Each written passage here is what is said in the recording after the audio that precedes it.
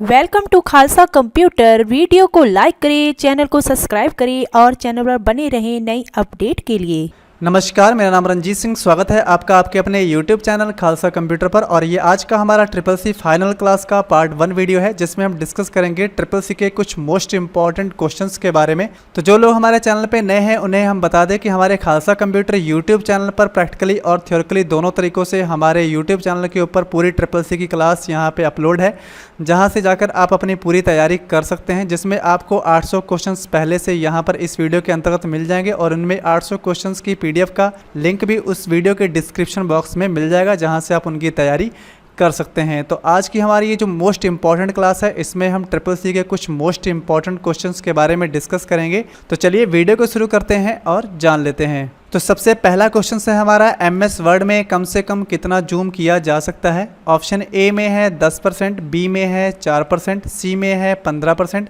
और डी में है 20%। तो आप सभी को यहाँ पे गैस करना है और जल्दी से जल्दी कमेंट करके इसका रिजल्ट बताना है।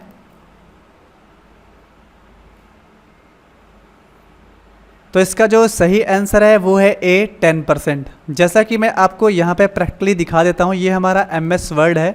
अगर इसे हम यहाँ पर मिनिमम जूम करते हैं, देखिए यहाँ पर हम 10% तक इसे ले जा सकते हैं, और अगर इसे हाईएस्ट जूम पर लेके जाते हैं तो 500% तक ले जा सकते हैं। तो यहाँ पे एक क्वेश्चन उठता है कि मैक्सिमम जूम 500% कर सकते हैं और मिनिमम जूम 10% कर सकते हैं।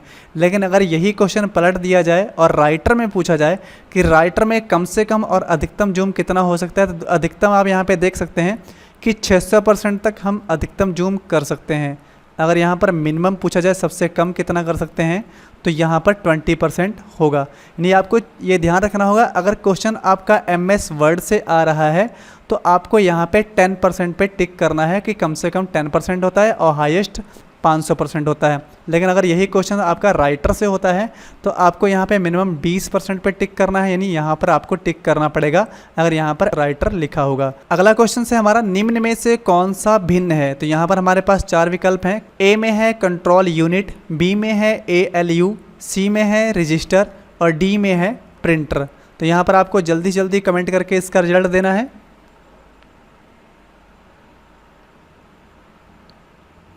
तो इसका जो सही आंसर है वो है डी, प्रिंटर। जैसा कि आप सभी लोग जानते हैं कि कंट्रोल यूनिट और ALU यानी कि अर्थमेटिक लॉजिक यूनिट और रजिस्टर, ये हमारे तीनों CPU का ही हिस्सा हैं। लेकिन जो हमारी प्रिंटर है ये एक आउटपुट डिवाइस है, जिसका प्रयोग हम आउटपुट प्रिंट आउट निकालने के समय करते हैं। अगला हमारा थर्ड क्वेश्चन है, किस कुंजी के उपयोग से सेल में वर्तमान दिनांक यानी डेट डाली जा सकती है। तो हमारे पास 4 विकल्प यहाँ पर हैं। तो ए विकल्प में है control plus semicolon, B में है कंट्रोल प्लस कॉलन, सी में है शिफ्ट प्लस सेमी कॉलन और डी में है shift plus control plus semicolon. तो आपको जल्दी जल्दी रिजल्ट देना है, कमेंट करके जल्दी से बताइएगा।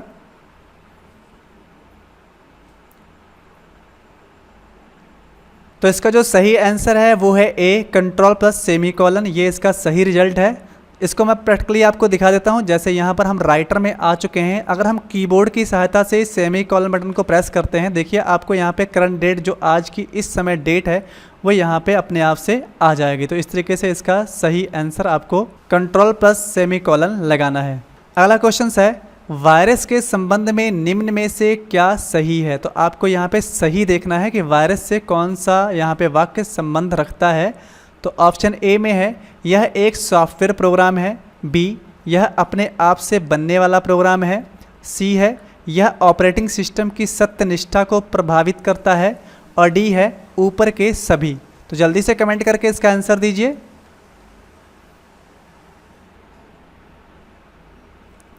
तो इसका सही आंसर है डी, ऊपर के सभी विकल्प जो हैं वो सही हैं, क्योंकि यहाँ पर आप देख सकते हैं कि यह एक सॉफ्टवेयर प्रोग्राम भी है, यानी कि वायरस को एक सॉफ्टवेयर प्रोग्राम भी कहा जाता है। यह अपने आप से बनने वाला प्रोग्राम है, क्योंकि वायरस अपने आप से ही बन जाते हैं। और सी है यह ऑपरेटिंग सिस्टम की सत्यनिष्ठा को प्रभावित करता है, यानी कि जो ऑपरेटिंग सिस्टम के अंतर्गत जो फाइल्स होती हैं उन्हें वह प्रभावित करने का यानी नष्ट करने का काम भी करता है। तो इसलिए ये सारे विकल्प यहाँ पे सही हैं। अगला क्वेश्चन है, वर्कशीट की मूल यूनिट जिसमें आप एक्सेल में डाटा एंट्री करते हैं कहलाती है। तो हमारे पास 4 विकल्प हैं। ए में है टैब, बी है सेल, सी है बॉक्स और डी है रेंज। तो जल्दी से कमेंट करके बताइए कौन सा आंसर सही है।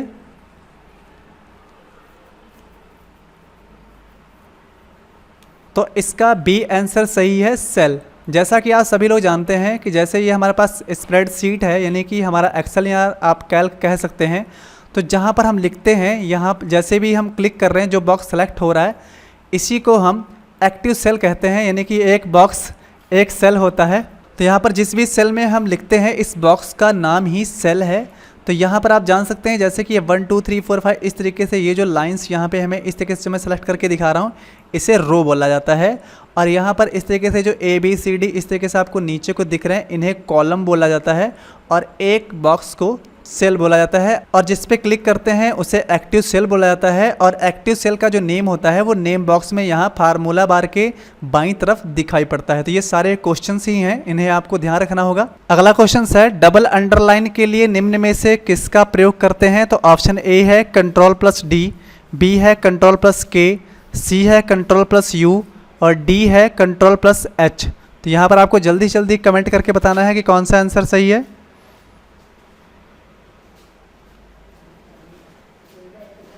तो इसका जो सही आंसर है वो है ए, Ctrl+D की सहायता से आप डबल अंडरलाइन कर सकते हैं।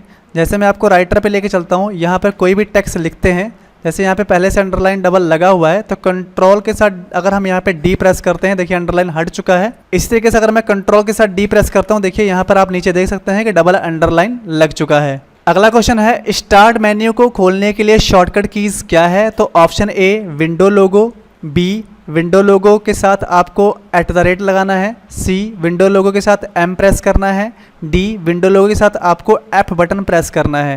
तो जल्दी जल्दी कमेंट करके इसका आंसर बताइए।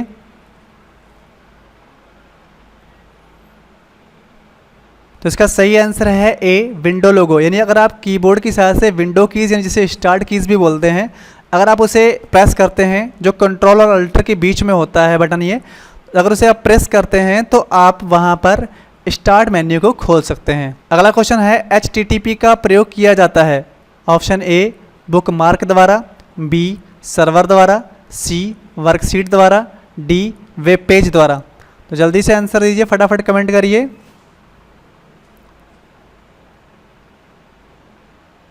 तो जिसका सही आंसर है वो है डी वेब पेज द्वारा HTTP का प्रयोग किया जाता है। और HTTP का पूरा नाम होता है हाइपर टेक्स्ट ट्रांसफर प्रोटोकॉल। जैसे आप यहाँ पर आते हैं तो देखिए यहाँ पर जब हम कोई नया पेज लेते हैं तो यहाँ पर आपको फ्रंट पे HTTPS जैसे कोई वेबसाइट खोलते हैं तो आगे यहाँ पर आपको लगा मिलता है। यही बात यहाँ पर पूछी गई है कि HTTP का प्रयोग कहाँ पे किया जाता है? तो वेब पेज द्वारा। आप वहाँ पे जब कोई वेब पेज खोलते हैं तो वहाँ पर इसका प्रयोग किया जाता है। अगला क्वेश्चन है यह एड्रेस प्रतिदिन नहीं बदलता है? तो यहाँ पर आपको छांटना है कि कौन सा ऐसा एड्रेस है जो प्रतिदिन नहीं बदलता है। तो ऑप्शन ए है स्टैटिक IP एड्रेस, बी है डायनेमिक IP एड्रेस, सी है यूनिक IP एड्रेस और डी है उपरोक्त सभी। तो आपको फटाफट आंसर देना है।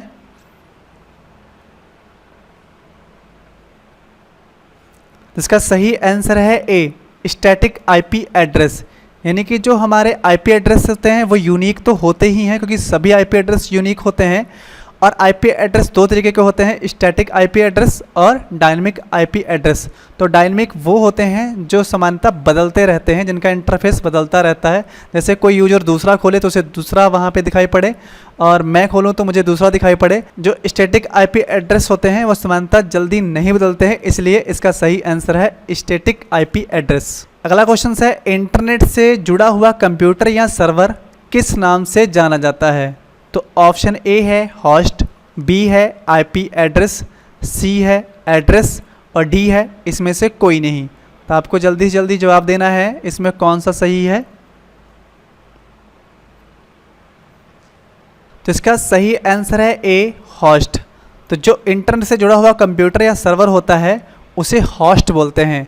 अगला क्वेश्चन है निम्न में वर्ड प्रोसेसर प्रोग्राम कौन सा है?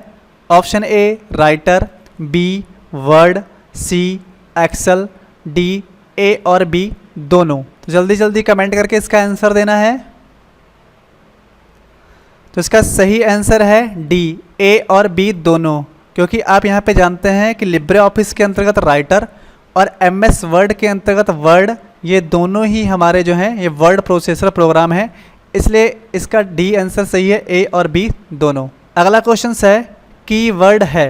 तो कीवर्ड क्या है इस चीज़ को देखना है। तो ऑप्शन ए है एक मुख्य खोजा जाने वाला शब्द, बी सर्च इंजन है, सी आईडी व रिजल्ट पाने के लिए प्रयोग होने वाला शब्द है और डी सर्च किए शब्द का स्टाइल है। तो जल्दी से जल्दी कमेंट करना है और सही आंसर देना है।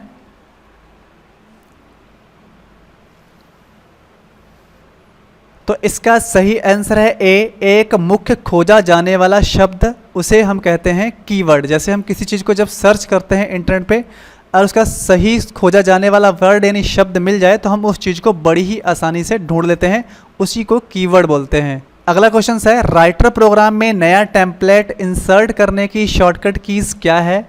Option A Ctrl+Shift+N, B Ctrl+Alt+N, C Ctrl+N, D none of these. इसमें से कोई नहीं। तो आपको जल्दी से आंसर देना है कि इसमें कौन सा विकल्प सही है।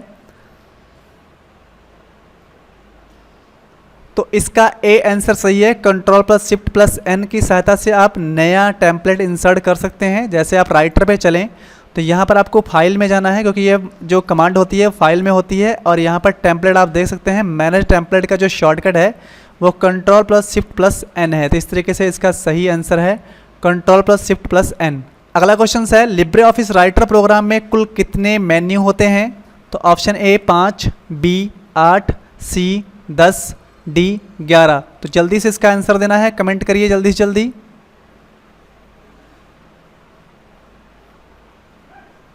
तो इसका सही आंसर है डी, 11 मेन्यू होते हैं राइटर में। जैसे हम यहाँ पे आ जाते हैं तो यहाँ पर ये मेन्यू होता है, file, edit, view, insert, format, style, table, form, tools, window, help. तो अगर ये गिने जाएँ तो ये टोटल आपके 11 हैं, 1 2 3 4 5 6 7 8 9 10 11। तो इस तरीके से हमारे राइटर में 11 मेन्यू होते हैं, इसलिए इसका करेक्ट आंसर है 11। अगला क्वेश्चन है, टेलीफोन लाइन में किस प्रकार के नेटवर्क का प्रयोग किया जाता है? ऑप्शन ए वैन wide area network, B LAN local area network, C PAN personal area network, D wireless. तो जल्दी जल्दी कमेंट करके इसका आंसर देना है।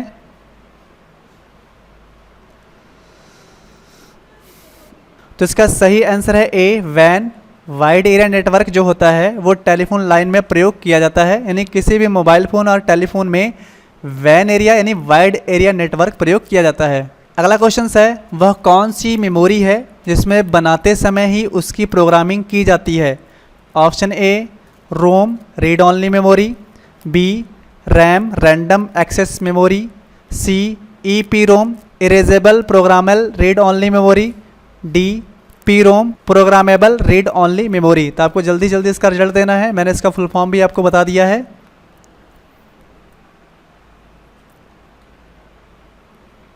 तो इसका सही आंसर है ए रोम रीड ऑनली मेमोरी जो होती है इसको बनाते समय ही इसकी प्रोग्रामिंग करी जाती है। अगला क्वेश्चन है, OTP वन टाइम पासवर्ड इसका फुल फॉर्म है को सुरक्षित माना जाता है, क्यों? ऑप्शन ए है यह जनरेट करना आसान होता है, बी इसको शेयर नहीं कर सकते हैं, सी यह हर एक्सेस के लिए भिन्न हो सकता है इसलिए, डी यह एक डिजिटल एन्क्रिप्टेड पासवर्ड है इसलिए। तो आपको फटाफट इसका सही आंसर कमेंट करके देना है।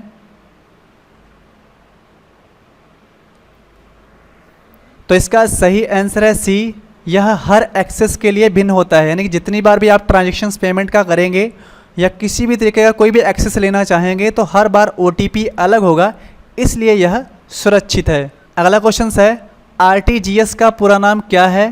तो यहाँ पर हमारे पास 4 विकल्प हैं। ए विकल्प है real time gain settlement, B real time gross settlement, C rotational transaction gain settlement, D none of these. तो फटाफट कमेंट करके सही आंसर देना है कि कौन सा इसका फुल फॉर्म है।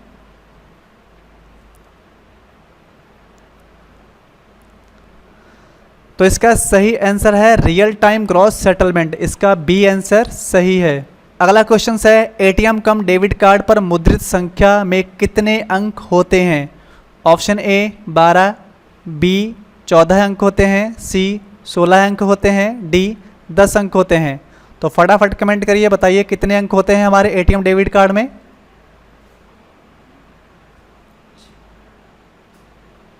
तो इसका सही आंसर है सी 16, यानी कि जो हमारा ATM कार्ड है उसके ऊपर 16 अंक लिखे होते हैं। अगला क्वेश्चन है, PIN का क्या अर्थ है, यानी पिन का फुल फॉर्म क्या है? तो option A portable identification number, B permanent identification number, C personal identification number, D none of these. तो फटाफट कमेंट करिए और बताइए इसका कौन सा आंसर सही है।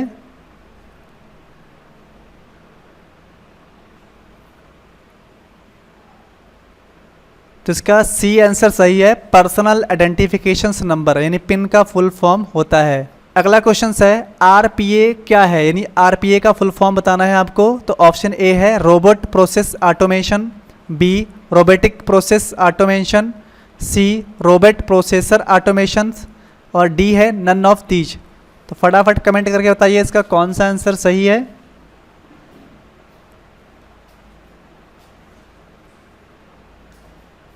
तो इसका बी आंसर सही है, रोबोटिक प्रोसेस ऑटोमेशन। अगला क्वेश्चन है ईमेल एड्रेस का पहला भाग को हम क्या कहते हैं, यानी आपको बताना है कि ईमेल का पहला भाग क्या होता है। ऑप्शन ए डोमेन नेम होता है, बी यूजर नेम होता है, सी आईएसपी होता है, डी निवास का पता होता है। तो फटाफट कमेंट करके बताइएगा कौन सा आंसर इसका सही है।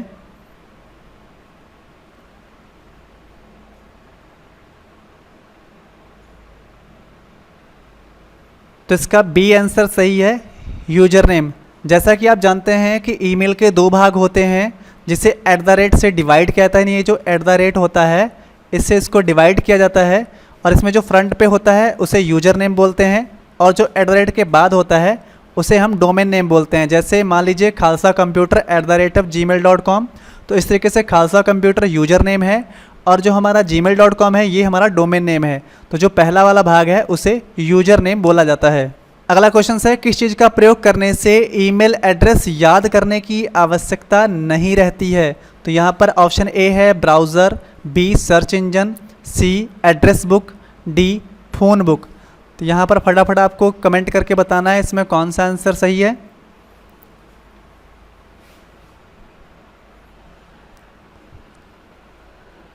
तो इसका सी आंसर सही है, एड्रेस बुक। अगला क्वेश्चन है संचार के लिए सोशल नेटवर्क साइट पर किस माध्यम का उपयोग करते हैं।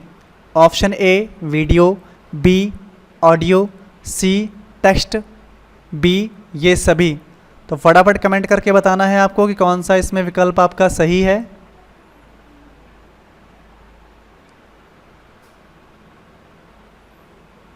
तो इसका सही आंसर है डी ये सभी।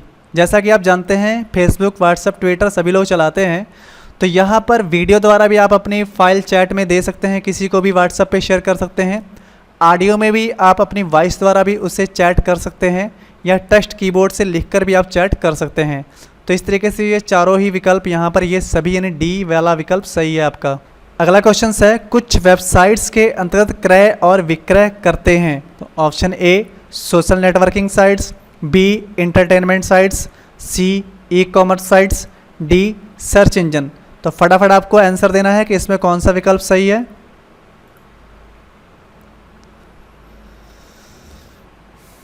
तो इसका सी आंसर सही है, ई कॉमर्स साइट। जैसा कि आप जानते हैं कि ई कॉमर्स साइट्स में हमारा अमेजॉन आता है, फ्लिपकार्ट आता है, ऐसी बहुत सी साइट्स हैं जहां पर हम अपने वस्तुओं का लेन देन कर सकते हैं, खरीद सकते हैं। तो वो सभी साइट्स ई कॉमर्स साइट्स कहलाती हैं। अगला क्वेश्चन है गूगल उदाहरण है, यानी गूगल क्या किस चीज़ का उदाहरण है। तो ऑप्शन ए सर्च इंजन का, बी सोशल नेटवर्क का, डी गूगल बाबा का, डी इसमें से कोई नहीं। तो इसका सही आंसर आपको देना है फटाफट।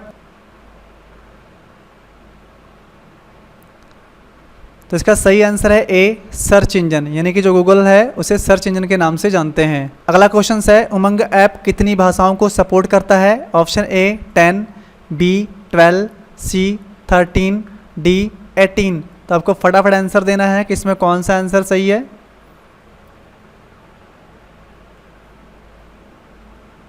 तो इसका सी आंसर सही है, 13 भाषाओं को सपोर्ट करता है उमंग ऐप। अगला क्वेश्चन है उमंग ऐप का क्या उद्देश्य है। Option A fast track mobile governance, B fast gaming, C slow gaming, D इसमें से कोई नहीं। तो इसमें से कौन सा आंसर सही है, फटाफट कमेंट करके बताइए।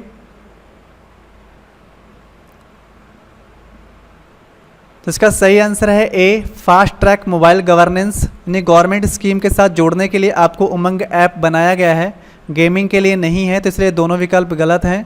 और तीसरा ऑटोमेटिक गलत है, इसलिए ए इसका सही है। अगला क्वेश्चन है IRCTC ने किस कंपनी के साथ मिलकर इंटरनेट टिकट प्रणाली शुरू करी थी?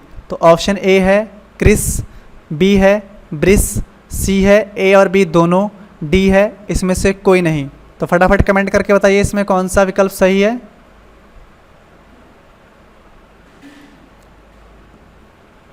तो इसका ए आंसर सही है। जो क्रिस कंपनी थी इसके साथ सबसे पहले IRCTC ने मिलकर अपनी टिकट प्रणाली शुरू करी थी, जिसका नाम है central for railway information system. अगला क्वेश्चन है RTGS में टी का क्या अर्थ है? तो option A time, B T, C today, D transfer. तो फटाफट आंसर बताइए इसका क्या सही है।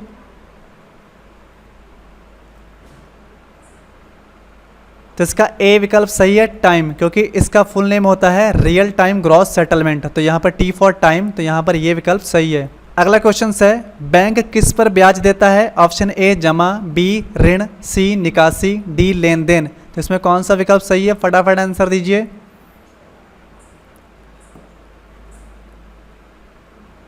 इसका ए विकल्प सही है जमा, यानी जो हमारा बैंक होता है वो जमा पर ब्याज देता है। अगला क्वेश्चन है आधार एक है, तो आधार क्या है? ऑप्शन ए 12 अंकों का संख्या कार्ड है, बी UIDAI द्वारा जारी पहचान पत्र है, सी एक बचत खाता है, डी ए और बी दोनों ऊपर के विकल्प सही हैं।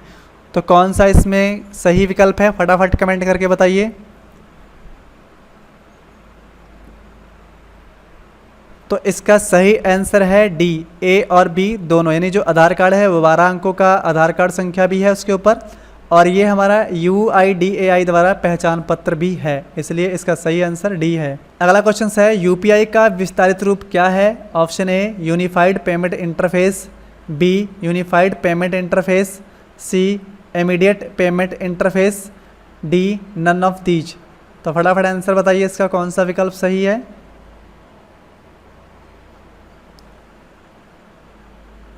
तो इसका ए विकल्प सही है यूनिफाइड पेमेंट इंटरफेस। तो यहाँ पे आपको ध्यान रखना है ये यूनिफाइड है और ये यूनिफाइड है, तो यहाँ पर थोड़ा सा मीनिंग का मिस्टेक है, तो आपको इस तरीके से विकल्प वहाँ पर आ सकते हैं, तो आपको ये देख लेना है, अच्छे से पहचान कर फिर ही आंसर देना है। अगला क्वेश्चन है रुपे डेबिट कार्ड क्या है? तो ऑप्शन ए डोमेस्टिक डेबिट कार्ड है, बी भारत के NPC द्वारा जारी है, सी सभी ATM और POS मशीनों द्वारा स्वीकृत है, डी उपरोक्त सभी। तो इसमें कौन सा आंसर सही है? फटाफट आंसर दीजिए। तो इसका डी आंसर सही है उपरोक्त सभी, यानी कि हमारा डोमेस्टिक डेबिट कार्ड भी है और NPC द्वारा जारी भी किया जाता है और ATM और POS मशीनों द्वारा स्वीकृत भी है, तो यही विकल्प हमारा सही है। अगला क्वेश्चन है RPA प्रोसेस कौन क्रिएट करता है? तो option A robot, B user, C tester, D programmer. तो फटाफट बताइए कौन सा आंसर सही है इसका।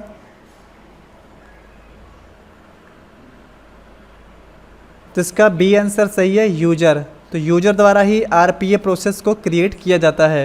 अगला क्वेश्चन है पहली AI प्रोग्रामिंग भाषा है? Option A BASIC, B Fortran, C IPL, D LISP। तो फटाफट बताना है कौन सा आंसर इसका सही है। तो इसका सी विकल्प सही है IPL, जिसका पूरा नाम होता है इंफॉर्मेशन प्रोसेसिंग लैंग्वेज। अगला क्वेश्चन है निम्न उपकरणों में से कौन सा कृत्रिम बुद्धिमत्ता में प्रयोग किया जाता है? तो option A art, B design, C input, D neural network. तो फटाफट कमेंट करके बताइए कौन सा इसमें सही है।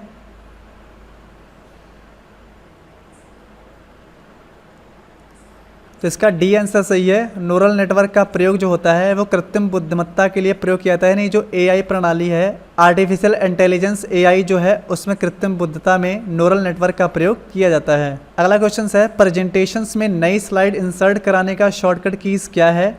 Option A Ctrl+M, B Ctrl+N, C Shift+M, D Shift+N। तो फटाफट बताइए इसमें से कौन सा आंसर सही है।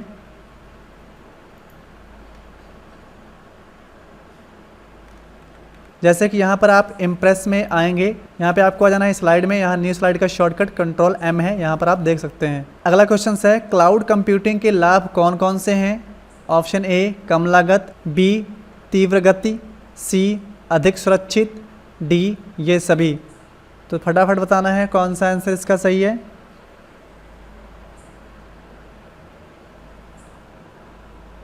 तो इसका सही आंसर है डी ये सभी, यानी कि क्लाउड कंप्यूटिंग में कम लागत भी लगती है और गति में भी कंप्यूटर तेज चलते हैं और यह सुरक्षित भी ज़्यादा होते हैं, इसलिए ये सभी है। अगला क्वेश्चन है, एक समय पर हम ईमेल की अधिकतम संख्या को मिटा सकते हैं। ए बहुत, बी केवल 2 को मिटा सकते हैं, सी केवल 1 को मिटा सकते हैं, डी केवल 3 को मिटा सकते हैं। तो फटाफट बताइए कौन सा आंसर इसमें सही है।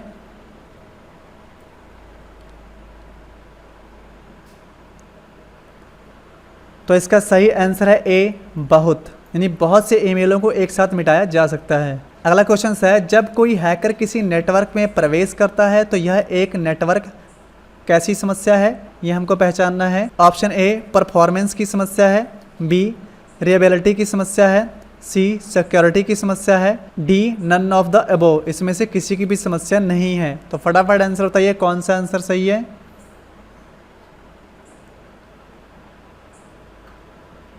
तो इसका सही आंसर है सी सिक्योरिटी की समस्या से हैकर किसी नेटवर्क में प्रवेश कर जाते हैं। अगला क्वेश्चन है, नेटवर्क के क्या चीज़ होने से बेहतर बनाने के लिए पासवर्ड का उपयोग किया जा सकता है। तो ऑप्शन फिर से वही हैं, परफॉर्मेंस, बी रिलायबिलिटी, सी सिक्योरिटी, डी लॉन्गेविटी। तो फटाफट आंसर देना है कौन सा विकल्प सही है।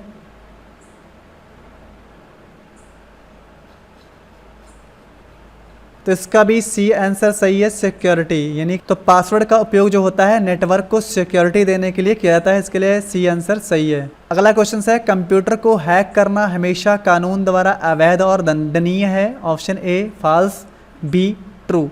तो क्या ये बात सही है या गलत है, आपको फटाफट आंसर देके बताना है।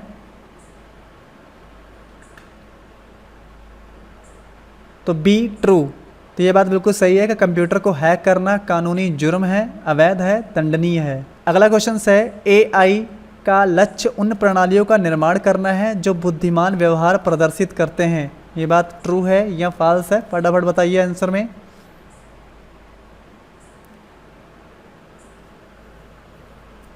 तो इसका ए आंसर सही है। एआई का पूरा नाम होता है आर्टिफिशियल इंटेलिजेंस। तो ये ऐसी प्रणाली है जिसका काम होता है नए नए चीज़ों का निर्माण करना। अगला क्वेश्चन है, क्लाउड कंप्यूटिंग में निम्नलिखित में से कौन सा सबसे महत्वपूर्ण क्षेत्र है। ऑप्शन ए सुरक्षा, बी स्टोरेज, सी गोपनीयता, डी उपरोक्त सभी। तो कौन सा विकल्प सही है, फटाफट बताइए। तो इसका ए ऑप्शन सही है, सुरक्षा। अगला क्वेश्चन है, क्लाउड कंप्यूटिंग में क्लाउड का अर्थ क्या है। Option A wireless, B hard drive, C log, D internet. तो फटाफट बताइए कौन सा आंसर इसमें सही है।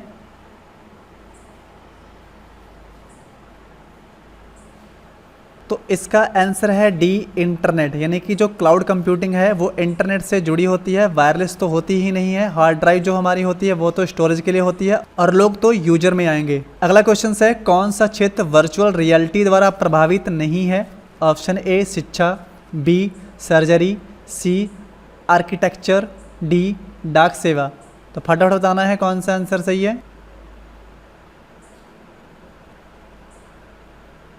तो इसका सही आंसर है डी डाक सेवा। तो जो डाक सेवा है वो वर्चुअल रियलिटी द्वारा प्रभावित नहीं है। अगला क्वेश्चन है, IRCTC एक है तो IRCTC क्या है। ऑप्शन ए प्लास्टिक मनी है, बी ईमेल सर्विस है, सी रेलवे सर्विस प्रोवाइडर है, डी ई वैलेट है। तो बताना है आपको कौन सा विकल्प इसमें सही है। तो इसका सी आंसर सही है, रेलवे सर्विस प्रोवाइडर। जैसा कि आप जानते हैं कि irctc.co.in से हम रेलवे टिकट, हवाई जहाज टिकट और होटल बुकिंग कर सकते हैं। अगला क्वेश्चन है, IMPS का अर्थ है। तो ऑप्शन ए immediate payment service, B immediate पे सर्विस, सी इमीडिएट पेमेंट सिस्टम, डी इसमें से कोई नहीं। तो फटाफट बताना है आपको इसमें कौन सा आंसर सही है।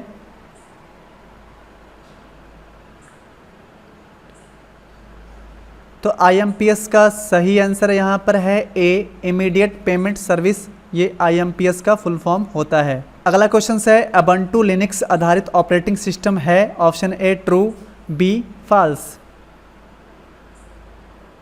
ऑप्शन ए ट्रू, यानी जो उबुंटू है वो लिनक्स आधारित ऑपरेटिंग सिस्टम है, इसलिए इसका ए आंसर सही है, ट्रू। तो आई होप आज की क्लास आपको अच्छी लगी होगी। क्लास अच्छी लगी हो तो कमेंट करके ज़रूर बताइएगा, और आज जिन लोगों ने यहाँ पे कमेंट किए हैं उनका डिस्कशन अगली नेक्स्ट कल की क्लास में 7 बजे किया जाएगा। तो आज किसी कारणवश ऑनलाइन क्लास हम लाइव नहीं ले पाए, लेकिन फिर भी कोशिश करेंगे कि नेक्स्ट टाइम लाइव क्लास आपसे हम जुड़ सकें। तो अगर आपको लाइव क्लास लेनी है तो कमेंट करके हमें नीचे ज़रूर बताइएगा।